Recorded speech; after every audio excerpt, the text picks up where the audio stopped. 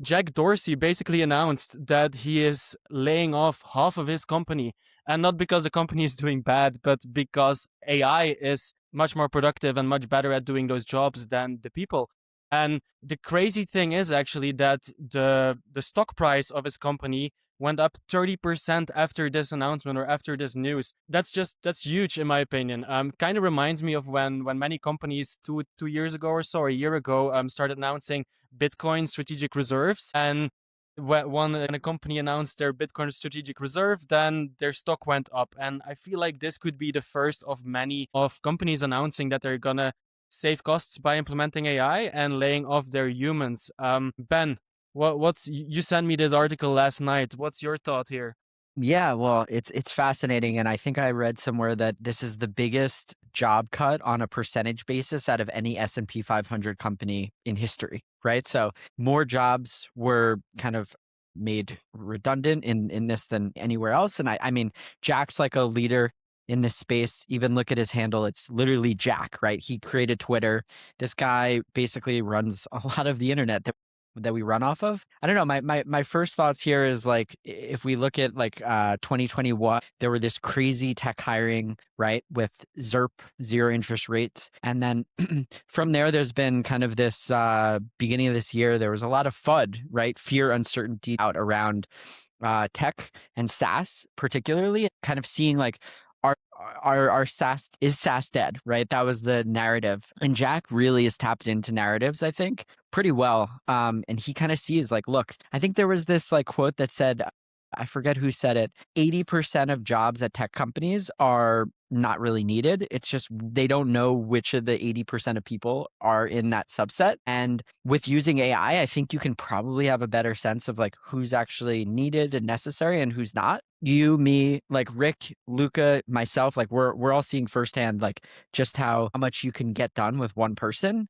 And I think Jack's like leaning into that full stop. Probably we'll end up seeing similar things from big tech companies in like the next couple months, I'd say. Jack Dorsey is actually usually I look at him as quite an ethical person who's thinks about things with quite an interesting philosophy. And this post actually is very like cold and just stating the fact. So I'm curious to know more about his deeper thoughts on what this means for the nature of work and humanity. Yeah, it goes into maybe also the retweet of CZ where you said the reality nowadays is learn to use AI to the max or be laid off. And this also is similar to we had a call with one of your friends, Luca, the guy who runs 15 businesses at the same time, basically by himself and some employees. But he's also said, hey guys, he brought everyone together and said, guys, you're not going to lose your job to AI, but you're going to lose your job to the people that actually use AI. And that was his main ethos now. And I think that's basically also what's sort of going to happen in those bigger companies. The people that are actually adopting AI and know how to use AI and turn the business processes basically into AI enabled processes, but then having a human that can run it is going to be much more valuable than people that are not using AI. And the people that are not using or don't want to learn and use I guess they are the one being fired. Ben, you had something funny to say about this tweet. No, I don't know. I think I'm starting to realize that like it's incredibly reckless in this world to not learn AI. It's becoming to the point where like if you're not investing 10%, 20%, even honestly like 50% of your time in implementing these tools on a daily basis, you're going to be left behind.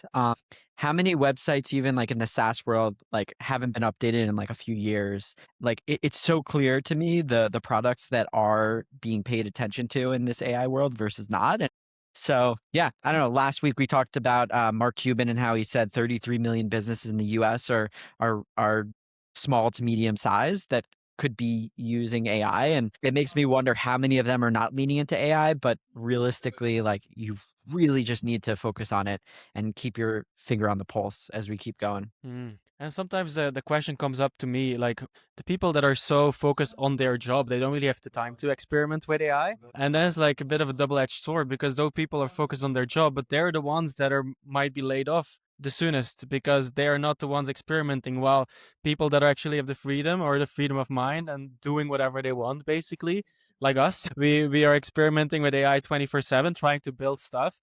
we know the capabilities, what it can do for those businesses. So we might actually be the reason that those other people are going to be fired if we implement those systems. Most, if not all, white collar tasks can be replaced by AI within 12 to 18 months. This was said by the CEO of Microsoft AI. I don't know. That's a crazy concept to think about, but it really does,